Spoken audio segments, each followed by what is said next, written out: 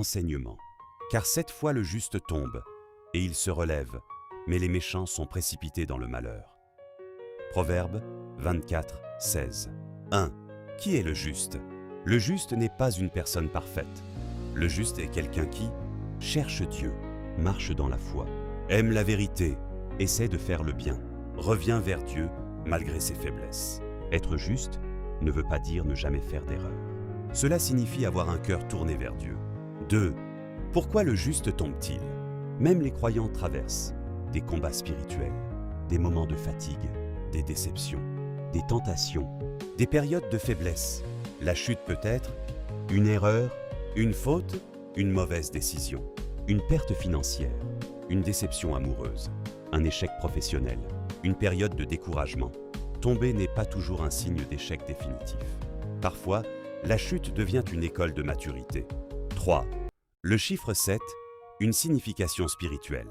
Dans la Bible, le chiffre 7 représente souvent la totalité, l'accomplissement, les cycles, la répétition.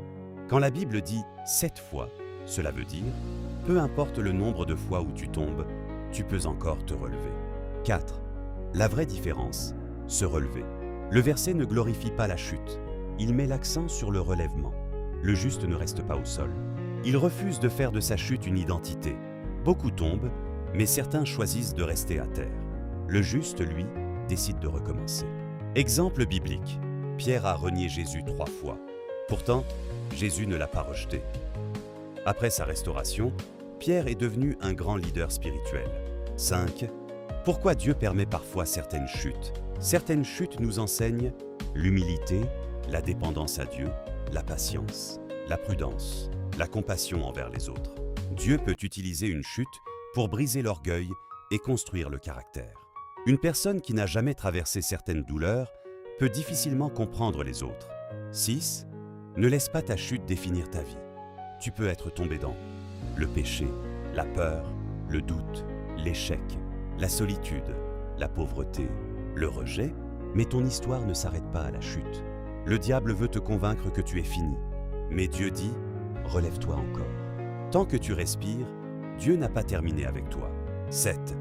Comment se relever après une chute? 1. Reconnais ta situation. N'ignore pas ce qui s'est passé.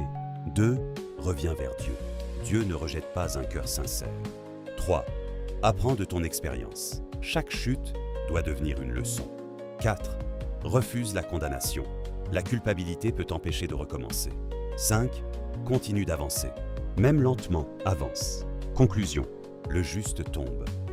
Mais il ne reste pas à terre. Tu peux tomber, pleurer, échouer, douter. Mais tant que tu te relèves, ton histoire continue. Ne laisse pas une erreur définir ta destinée.